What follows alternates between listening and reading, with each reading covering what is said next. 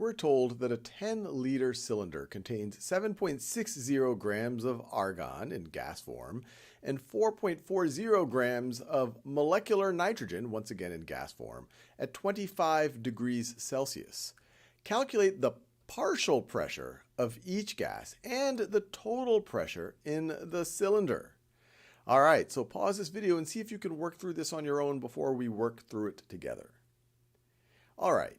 So you might imagine that the ideal gas law is applicable here, and it's applicable whether we're just thinking about the partial pressures of each gas or the total.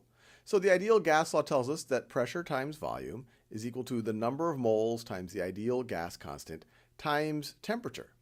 And in this case, we're trying to solve for pressure, whether it's partial pressure or total pressure. So to solve for pressure here, we can just divide both sides by V, and you get pressure is equal to the number of moles times the ideal gas constant times the temperature divided by the volume. And so we can use this to figure out the partial pressure of each of these gases.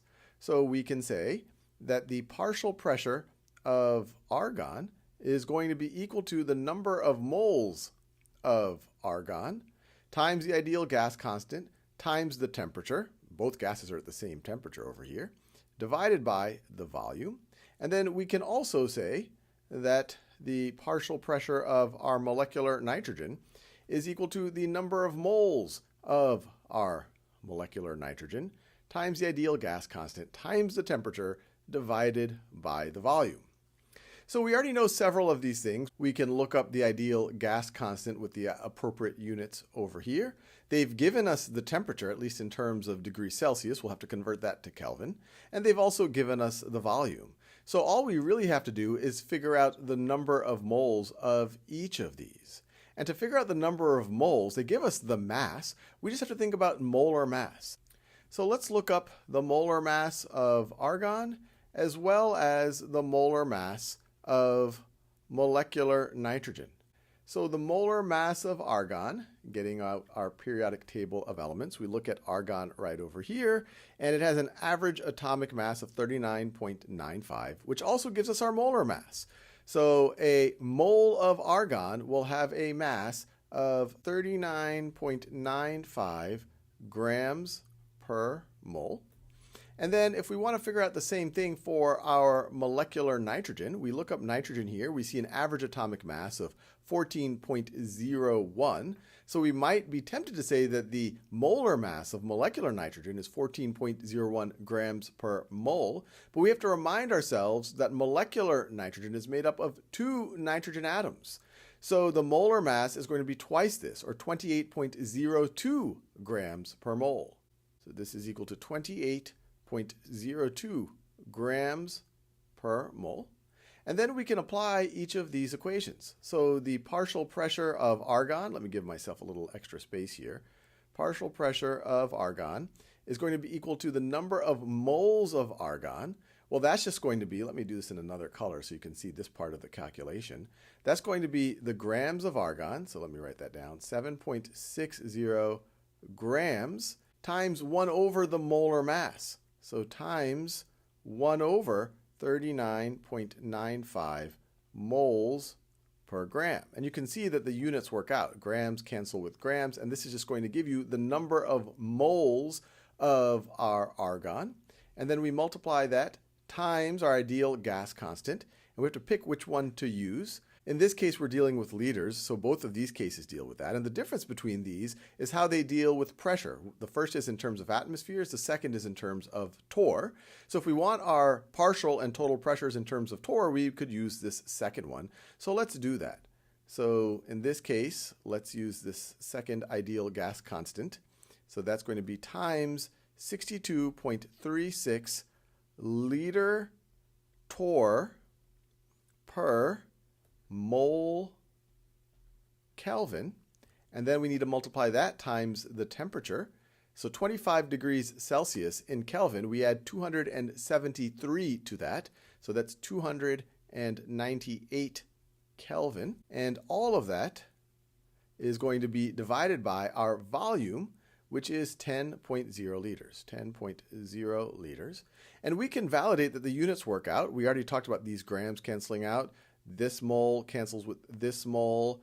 This Kelvin cancels with that Kelvin, and then this liters cancels with this liters, and we're just left with torr, which is what we care about. We're thinking about a pressure, in this case, a partial pressure. We have 7.60 divided by 39.95 times 62.36 times 298 divided by 10.0 is equal to this business.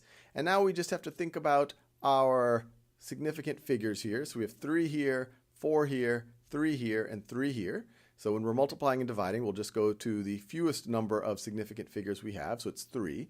So we'll want to go round to 354 torr. So the partial pressure of argon, 354 torr. And now we can do the same thing for the molecular nitrogen.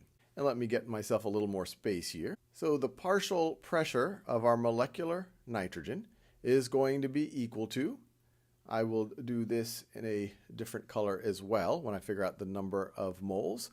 That is going to be the mass of molecular nitrogen, which is 4.40 grams, times 1 over the molar mass. So that's 1 over 28.02 grams per mole.